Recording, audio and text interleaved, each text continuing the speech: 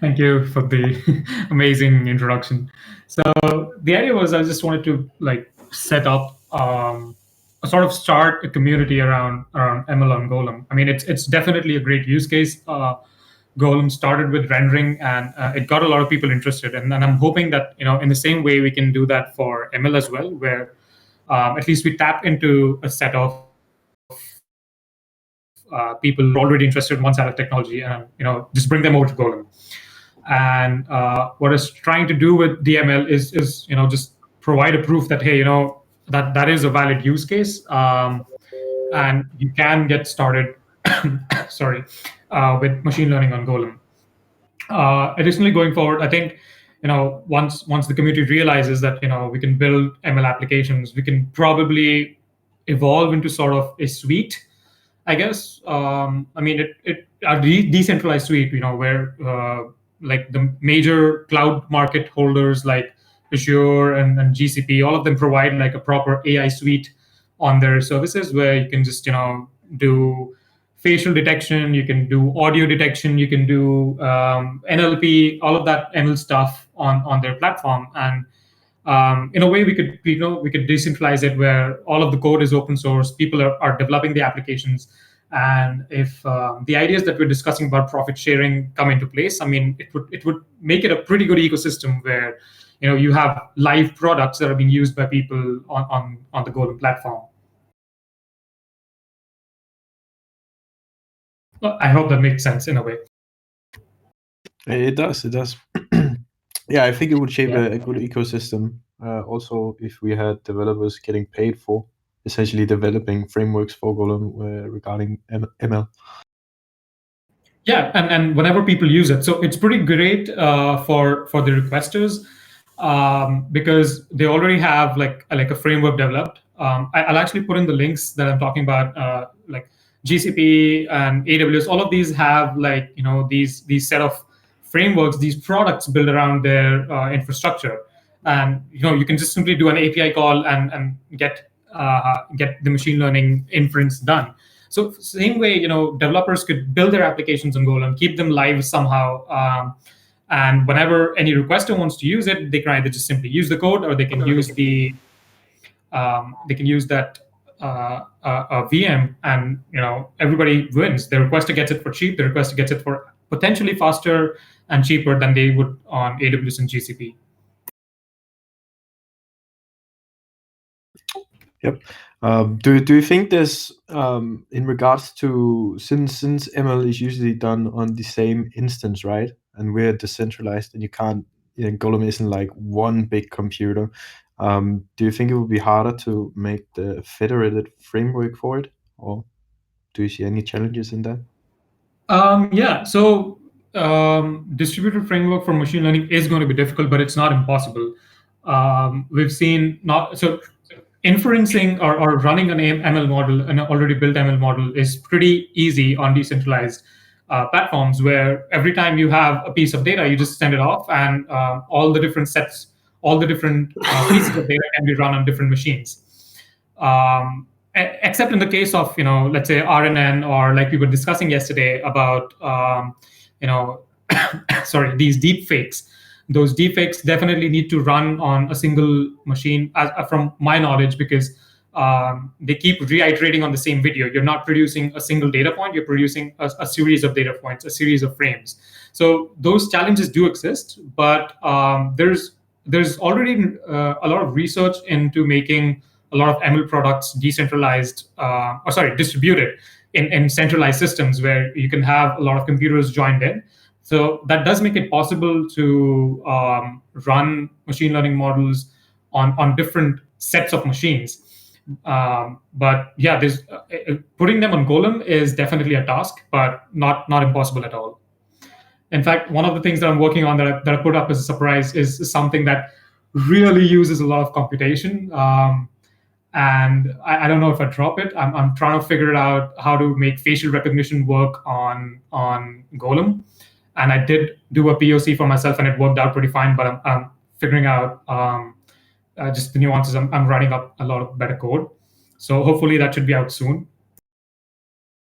Interesting. Is it going to be like from a live video feed, or do you plan like a video you upload to the network and then split into smaller pieces across multiple nodes? Or So theoretically, you could do it from a live video feed. The only problem you would have is that you would need a centralized dumping place, like where the feed is coming in, and then that requester would be sending out the different frames to the different providers.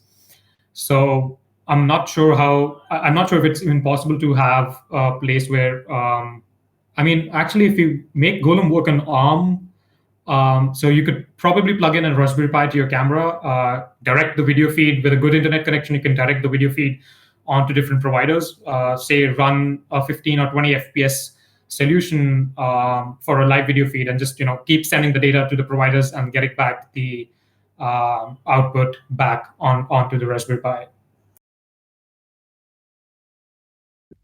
okay, yeah, that makes sense. What about latency? I think that's quite important if you're doing it from a live video feed, right? Or are Yeah, your plans to doesn't it matter in your case? Yeah, so latency is the case in live video feed, which is why I'm not using that as my proof of concept or for the project. What I'm doing is I'm using a bunch of images of celebrities, mostly because they're open data set. With faces, you have a lot of privacy laws come around. I do it as a part of my research in the university I study in. And I do have a lot of live videos of students for our testing data, but they can't leave my machine according to the agreement we have, which is why I can't use them for testing at all. But what I'm using right now is a bunch of images of celebrities where you can detect who is in that image. And theoretically, if you have like a live feed, the latency will plug in, but it wouldn't be different than sending out different images, because effectively you would just be sending out a couple of frames to each provider, maybe 20 milliseconds or 30 milliseconds of frames worth, depending on whatever your camera is, to each provider.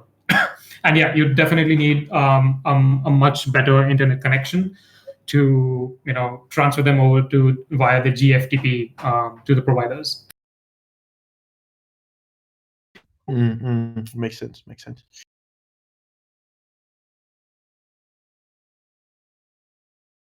Is there any plans to have a UDP stream going to Golem providers in the future? That's a good question. I know for the upcoming internet connectivity, there's going to be some kind of VPN solution, but I would assume that's going to be on TCP or through TCP. So I'm not sure, but it's still very early stage in the development, so I don't know many details really. So.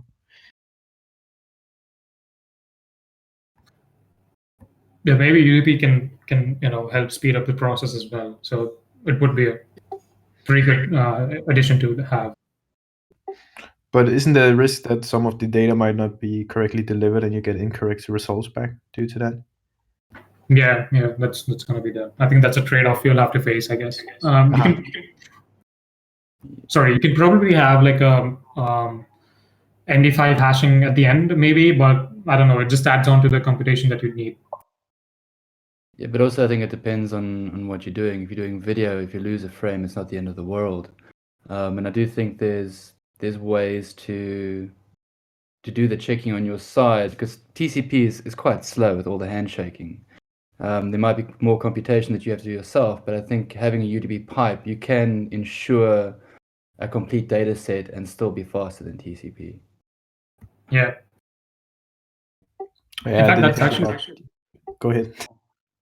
Sorry, I was just saying it's actually a pretty good idea. Once internet connectivity is there, you can probably have the providers simply open up a WebSocket connection, maybe something like that as well. So if you have like a video stream coming over the internet, you don't involve the requester anymore. You can simply just open up a WebSocket to wherever you're getting the a video stream from. So that's also something that's been looked into.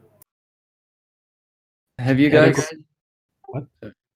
Have you seen Mosh, the mobile secure shell? It's basically an SSH shell that uses UDP for managing the connection, and it's just so much faster to use from a interface perspective. Might be something there that can be used to manage the connections that are both TCP compliant with checking that the packets are there, and then using UDP just to route everything without having to have the handshaking in the way. I don't know about it, but what's the faster part specifically? Is it when you're downloading stuff back and forth, or I from my own experience, I haven't felt like any delay using SSH or anything like that. So I'm just wondering.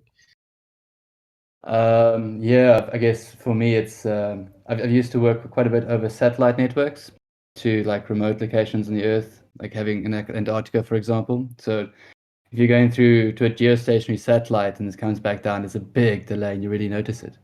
It throws you off when you're typing. But yeah, like TCP by in nature, when you've got long, big latency, because every packet needs to have a handshake going before it can go through, you're delaying your entire pipe. You won't be able to use your full capacity if you've got a large latency. With UDP, Okay. you can just keep throwing, and then if you miss a packet, let you know you've missed this packet, and then you just do that one. So it's in high latency networks, it makes a massive difference. Okay, yeah, I didn't think about the high latency networks, but it makes sense. So thanks for elaborating. Yeah, I guess it would be pretty cool to look into latency once provide internet also matures. So honestly, ML would really benefit from low latency. I think a lot of this discussion was also done on Reddit, where a community member pointed out that you do need very less latency in ML applications if you're doing it on a combined memory kind of a implementation. So maybe someday we'll be able to achieve that. Yeah, I hope we can get the latency down eventually. I think it will come eventually, because right now there's a fairly big delay when you request the task, and it needs to find all the providers, collect offers, make agreements and everything, and negotiate between the provider and requester. So that definitely contributes to some latency right now. So some workloads might not be suited that well right now. Yeah. I think a pretty good workaround to that might be instead of when you pass in your executor code, what if you can somehow instruct Yagna to keep a track of providers that are of the same specs and are not computing right now? So before you even initiate your executor class, in a way, you have a list of providers who are ready to provide you with an agreement. So might be a way to get the latency down, I guess. Yeah, that's a good idea. So it keeps collecting offers in the background, and then when you request a task, it then looks up in the database you might have in the local Yagna service, I would assume, and just looks through the offers locally and then starts negotiating with them afterwards, instead of having to ask for it every time. Yeah, makes sense. Nice. Or you could even run a pre-negotiation, so you know who's ready to fire when you've got a task to execute. Yep. Yeah, if a provider is ready to do that, that would actually be awesome. Okay, I'll note this down just for feature request or something like that. Ideas. I don't know if the team has thought about it, possibly, but I don't know. So I'll just write it down. It might also be something that we could maybe implement with the DAO, that those who want to be part of that because if you do implement like profit sharing, it's going to be better if you know who's sharing what and what's available before you start the execution. Because if you have to start negotiating when you want to get something done, it can always take a long time. Maybe it's something we can implement there in a smart contract or something. That would be cool, but I don't know how to implement that. But that's a really cool idea. In essence, we're just trying to be a market maker, right? So if we can just simplify the mechanics of that, and then it's all above board, decentralized, and ready to fire when you need it. Yeah. Well, other than this, I do welcome other community members. Like, if you have any ideas about ML, or if you think of something that can be built on ML, I do have a few ideas. Maybe we can, just talk them out, or any cool ideas, not just ML related, but any cool ideas on Golem.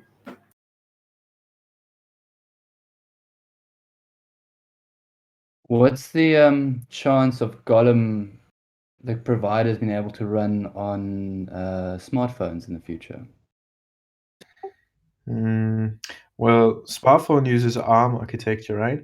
I mean, recently, I know one of the devs compiled Yagna for his MacBook M1 chip, and that's running ARM. So I would assume it would be possible, but I really don't know much about ARM, so I don't know if there's any difference in that regard.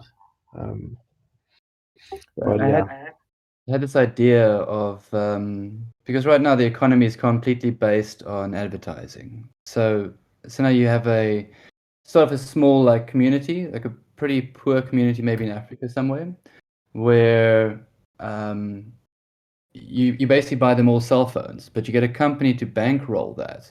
And part of the agreement is they run the Golem daemon in the background. So when they're not using the phone works as a provider.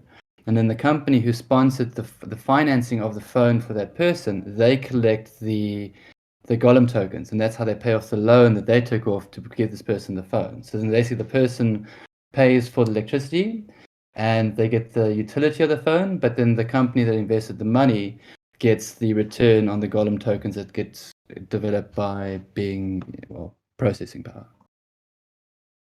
it's a smart idea. I would never have thought of something like that myself.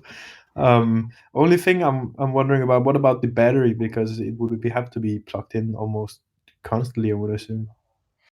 Then that's what you got to do, man. Then we're back to the 80s with non-wireless phones. Well, No, being in so I think don't have a phone in the first place. So if they get to have a phone that has to be plugged in for 8 hours while they're sleeping, we can cycle it that way. If there's enough users, it becomes a thing. exactly. I think Google already does that with Android phones. So the concept of federated learning, they kind of built it for phones where whenever they figured out that, hey, this phone is almost on charging for 8 hours, and after it's already reached 100, whatever extra power that they have, they'll just run their machine learning models there. So honestly, you could have a Golem implementation or Yagna implementation there, that only runs when the charge is 100% and it's already on charging. So that's a pretty good way to make money when people just plug their phones in for the night and sleep off. Yeah, and like one of my side quests that I've got in my mind is if we can start a DAO that does this, that you invest in a community, the money goes towards that, and you as an investor get paid back on the returns from the Golem tokens. That could introduce a very, I think, beneficial economic model into the world as opposed to this advertising-driven model. Oh yeah, that makes a lot of sense. My head can't wrap around this. I need like a visual thing to see how it all wraps together. I'm sorry. Like GPUs are cool, but if you can throw 1,000 cell phones behind a machine learning task, you've got a lot of power there. And if it's easy for people to do, it's the adoption is going to be a lot faster. Yeah. But doesn't it depend on the workload? Because I assume most ML things would prefer the GPU. I'm not sure how many phones would be required to equal one GPU or not, but just wondering. I guess it'll depend on what you're doing, but yeah, doable. Yeah, it depends on the model. So if the GPU is present, I think I don't know about the ARM architecture myself, so I doubt there are GPUs, proper NVIDIA GPUs on phones. So even without them, I think we can probably run the models, because honestly, there are a lot of papers that do that. They run machine learning models on phone. Even Google seems to do that on your phones. So I doubt it's gonna be a problem. But yeah, it won't be as fast as GPU centric machines, but it's definitely possible, theoretically at least. Well, even if we extend this model to, instead of doing machine learning, you do Monero mining. So then the return for the DAO that's invested the money to buy the phone for the user, their return is Monero that's been mined on the cell phones that they've bought for someone else.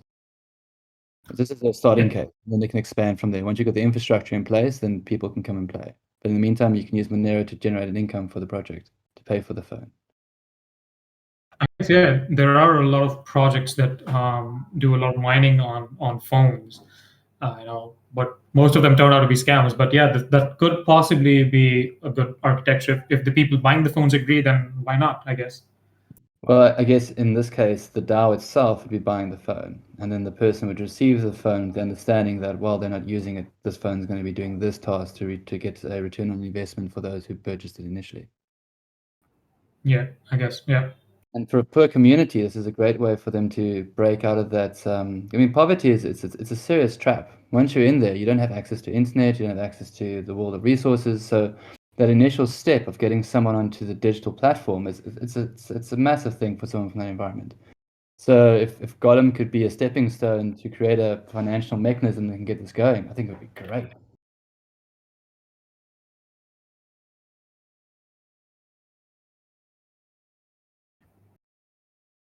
Yeah, so I think Thaddeus has a valid point. It might actually end up taking a lot of electricity from mining, especially Monero or even any other crypto. But if the user agrees, then why not? I guess. But yeah, it probably won't be a very economically viable way to go about it. Yeah, maybe we'll see. Yeah, we can always run some tests, I guess.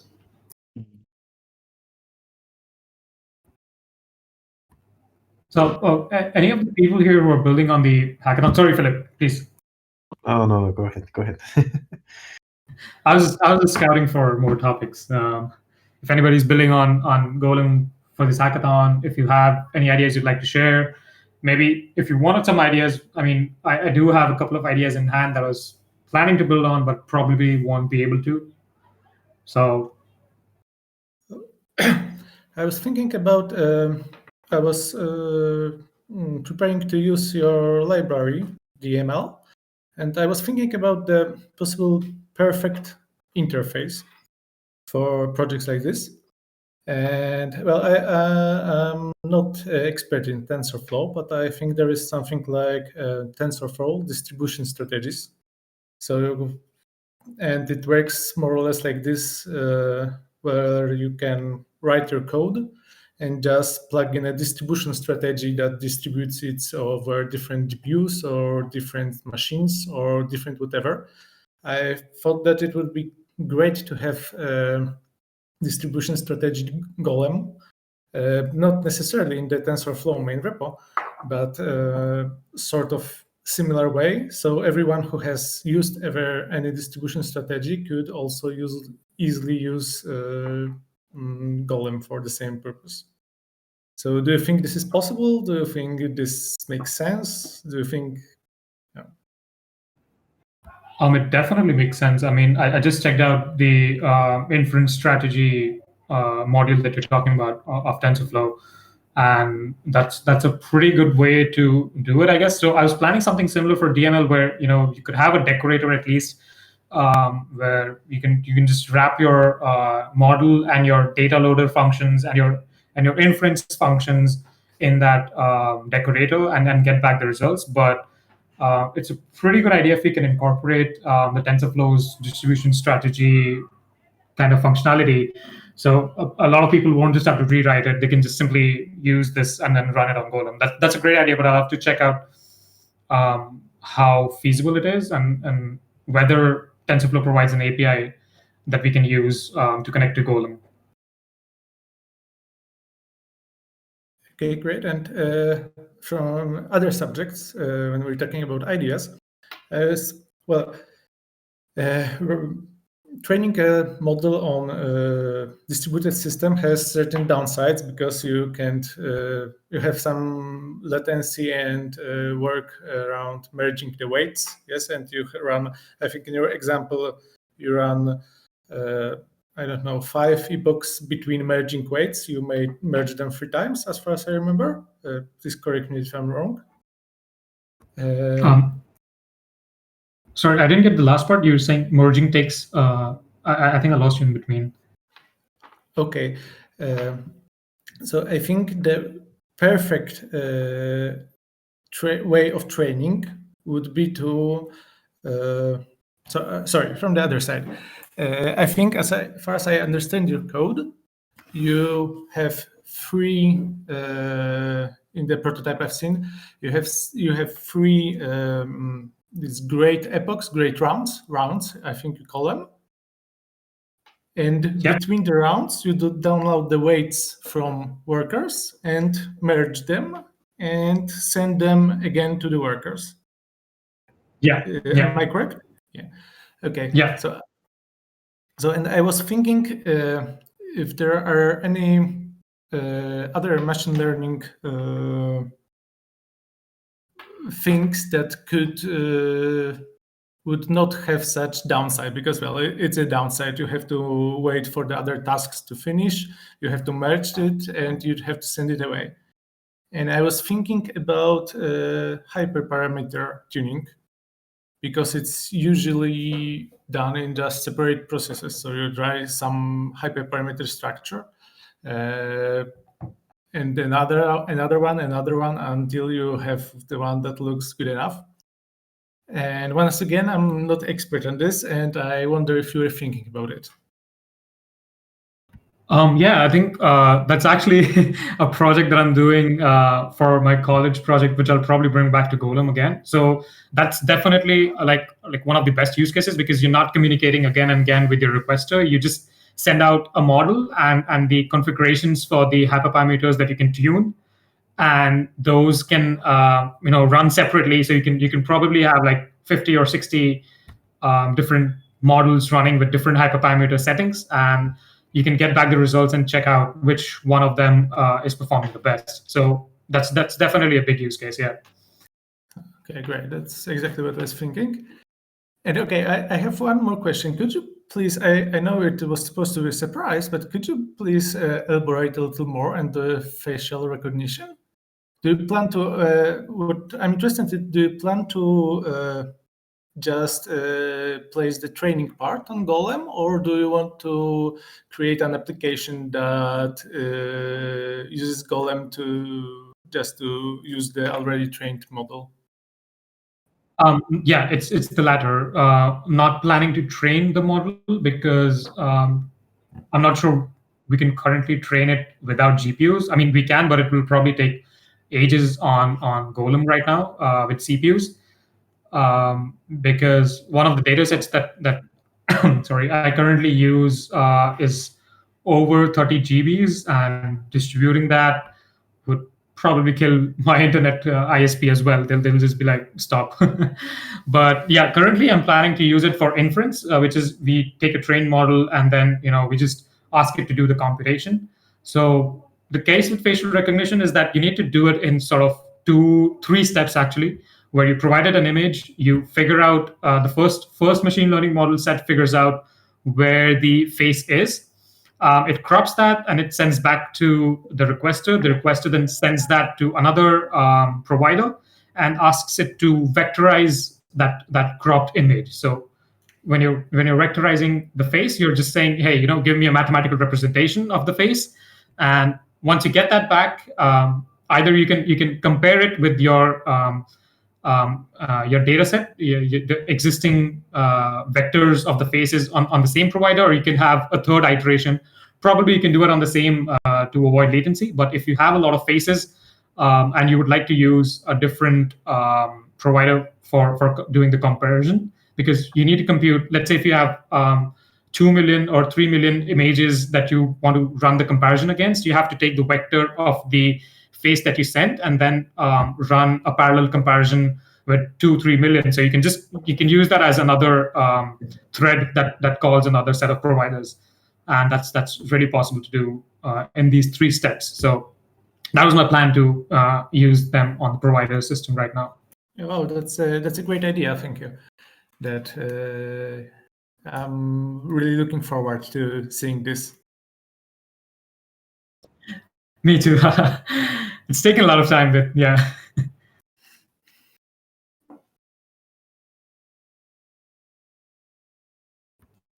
Another set of ideas that I had, which I was hoping that we can discuss here on the call, would be to anything that in ML is especially that's not continuous in a way, where you can probably pause for a bit, would be a perfect example for Golem. So one of the MIT Solves challenges mentioned that they're using or for the hackathon, one of the customers in MIT Solve mentioned that they're using a centralized chatbot service, where you build a chatbot on AWS or something like that. I'm not sure of the exact technology they were using. I'll probably link it after I stop speaking. So I thought that would be a really great example of commercial ML on Golem. Where, because chats are mostly they're not continuous, right? You send out a message, you wait for the customer to respond, and then you do computation based on what they're saying, and then you respond again. So honestly, if we end up doing something like a browser Yagna, I mean, it would be really great if I can just simply have a JS Yagna in the background connecting to a provider and doing the chat service. But for the meantime, you can have a really small system that just accepts messages from, let's say, 1,000 customers chatting to the chatbot at the same time, and then sends out those messages to, or sends out the chat history to providers on the Golem network, and comes up with the perfect response. So that would require a lot of NLP, which is a field of ML, and that was something I was looking to build for this hackathon, but I don't think I'm going to have the time. So anybody who's looking to build, that's a really great idea, and that's something that most commercial institutions use right now, and it would really provide a great competition to technologies that Azure and GCP already have. Yeah, it's a great idea. I think I don't have I showed you the PFAS repository earlier, Python function as a service. I had like a proof of concept on our Yeah, I've seen that, yeah. GitHub. Couldn't that be used essentially to create like a service like that, because you could just wrap the model inside the function and send it, and then return the reply back or the data back? Yeah. So yeah, you can use. So yeah, if you have a JS equivalent, then you could probably run in the browser, I would assume. Yeah, but you would still need Yagna on the customer side, which is something that you don't get, right? So But So I'm from what wondering I if understood- perhaps you could expose the Yagna daemon from your server side, perhaps, and have it running there, and then the customers just send the task to the server's daemon, if that makes sense. Yeah, so that would again be a centralized process, right? Because if I'm chatting something, that has to go back to the central server running the Yagna. So from what I understood, the Golem team was working on a browser-based Yagna. I assume that it could be something that anybody could install, or at least you could have a JS script, install it in the background for the user. That would be really cool, because if I'm building something that is truly decentralized, what I can simply have is like call a JS library, which will initiate a Yagna instance in the background, at least for the requester side, not for provider technology. I don't know how that would work, but at least for the requester side. So it would be completely client side, like it would be like Web3.js for Golem, where anything you want, the requester is the customer, the end customer, and they don't even know they're using the requester, because it's all running in JS on the browser. Yep. I'm wondering if they need to have the daemon running in the background. I'm really not familiar with plugins for browsers or anything, but do you think it would be possible with just the library, or would you need a plugin specifically? Do you know that? If my questions make sense, I don't know. I'm not sure, actually. So I maybe I'm wrong. I heard somewhere that the Golem team was working on a browser Yagna implementation. I assume that it was without the daemon, because otherwise it doesn't make sense, I guess. Because if you need to run the daemon on your system, it doesn't make sense to have a browser implementation, I guess. Yeah. Okay.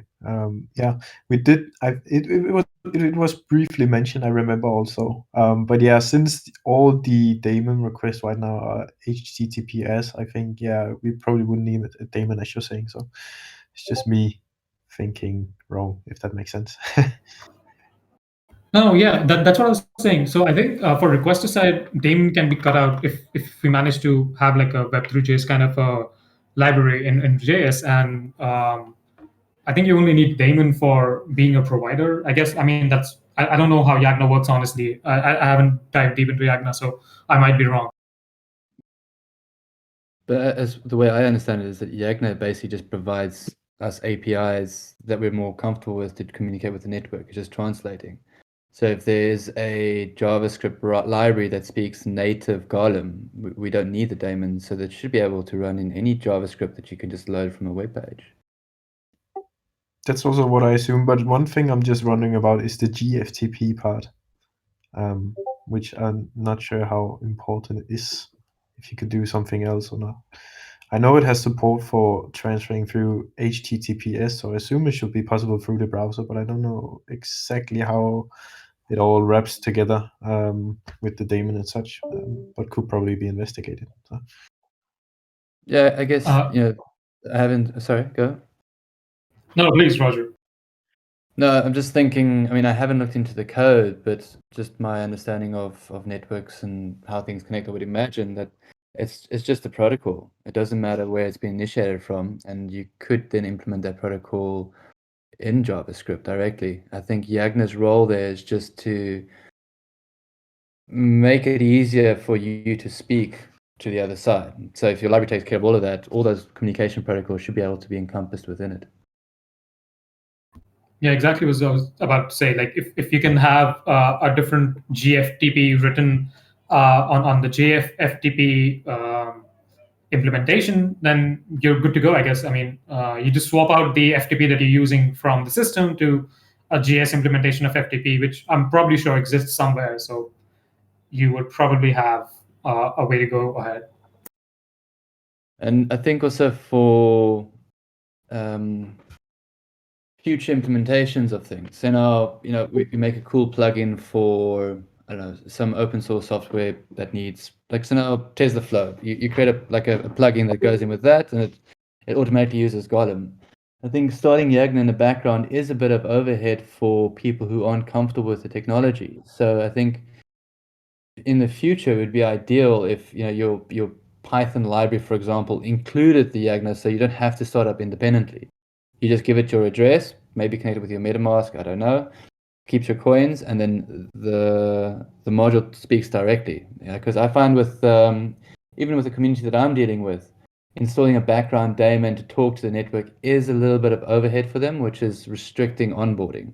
If it was just like fire and go, here's your MetaMask address or whatever, your Ethereum address, and go, I think it would make things a lot easier for people to onboard. Yeah, definitely. Then again, how about multiple clients connecting to the Yagna service? Like, would that be possible with the way you described it? Well, I think Yagna wouldn't exist in a situation. The clients would be talking directly to the network.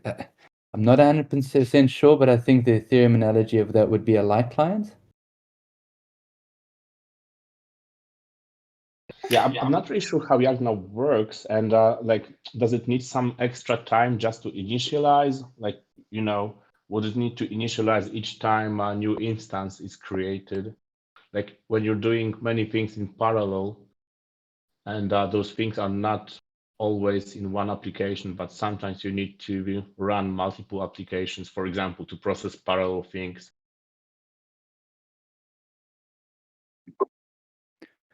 Well, I think at the moment we're multi-threading in any case on our requester side. Are you talking about that multi-processing, or are you talking about like completely separate programs trying to connect at the same time? Yeah, actually both of those.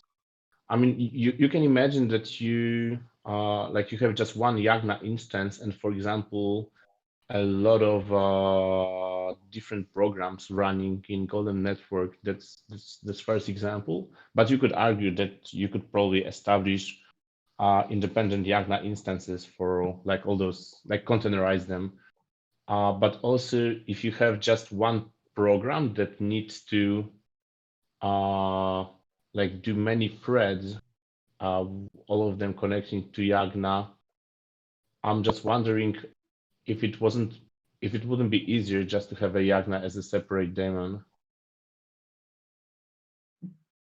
Not sure 100% follow you, but I think the way that I'm describing things is that each thread would have its own little mini Yagna running within it that gets instantiated when that thread starts, and then it communicates as if it was an independent Yagna daemon, as opposed to your thread speaking to Yagna itself, and then Yagna having to manage those connections. Yeah, that would probably work. Probably the initialization would take a little longer, but yeah, I think Yagna starts pretty fast. Yeah, I guess it wouldn't be Yagna itself. It would just be the comms that Like in a Yagna program. would Yeah, be yeah. done by the program. Because I think Yeah, basically like Yagna is a bubblefish at the moment.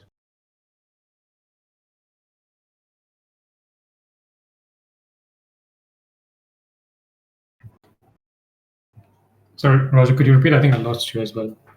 Oh, I think at the moment Yagna is just basically being a bubblefish. It's translating with the JavaScript API calls or Python API calls into Golem speak, whatever their protocol is. So if the Yeah. library itself included those protocols, there would be no need for Yagna. You wouldn't need the bubblefish. You'd be able to speak it natively. I think the daemon is just a local API that's being served. Actually, I'm not 100% sure, but that's how I understand it, and then commutes with the central server that's in use for now, back and forth through that. That's my understanding, at least. Yeah, I'm not 100% sure. I haven't looked at the full code, but I mean, the API is just a way to interface with it. Well, it's interfacing through another API with someone else, and then it's managing your wallet at the same time. So how you mix those things up, I guess, is arbitrary at the end of the day. To be honest, I kind of like the way it's implemented right now. I mean, you have the Yagna service up and running, and you can focus on implementing just, the things that you want to do with Golem. So your code is a little bit more clean and it's more service oriented, but probably having a library that would allow you to use Yagna within a code, that would help some people. Just not me, I guess.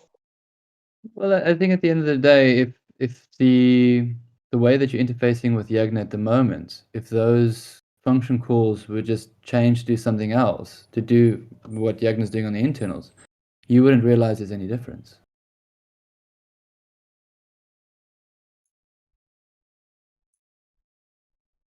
Hey guys. Yeah, I guess so. In fact, sorry, Matthias. Sorry, I was just going to interrupt. Unfortunately, Philip and I have a call that we need to jump off to. You guys are still welcome to continue the discussion, of course. But it would be fun to maybe plan another call and go a bit deeper into some of these topics and yeah, to see how we go. So maybe we can plan something like that going forward. But yeah, feel free to keep going. I'm just letting you know that Philip and I are jumping off. And I was also recording some of the discussions, so I might put it on unlisted on YouTube just so people can look back if they're interested. Awesome. And yeah, we should definitely keep having more of these. Just generic community calls to just brainstorm and talk about stuff. Okay, great. Well, Philip and I will jump off, but feel free to continue if you would like to. Thank you again, Anshuman.